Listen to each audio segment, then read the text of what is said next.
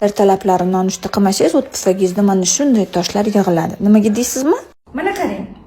Organizmni asosiy tozalovchisi filtri bu jigarimiz.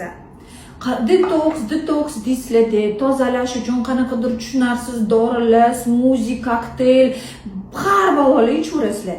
Lekin organizmni asosiy tozalovchisi, detoks qiluvchisi jigarga biz ahamiyat bermaymiz. Mana shu filtrimiz. Jigarimiz hamma yegan ichganlarimizni, hattoki hidlagan narsalarimizni o'zi orqali tozalab chiqaradi. Endi bu ham musorlar, chiqindilar o't pufayda yig'ilgandan keyin o't pufay qachon buni chiqaradi? Qachonki siz faqat yog'li ovqat yeganingizdagina chiqaradi. Siz kechasi maza qilib uxlab yotsangiz ham jigarimizni non-stop rejimda 24 ga 7 tozalaydi, organizmi ishlab chiqadi. Bu tozalagandan keyin ertalab bizning o't pufagimizda to'la musor bo'ladi. Siz ertalab nonushta qilsangizgina va nonushtangizdda foydali yog'lar bo'lsagina sizni o't pufagingiz qisqaradi va bu musorlar chiqadi.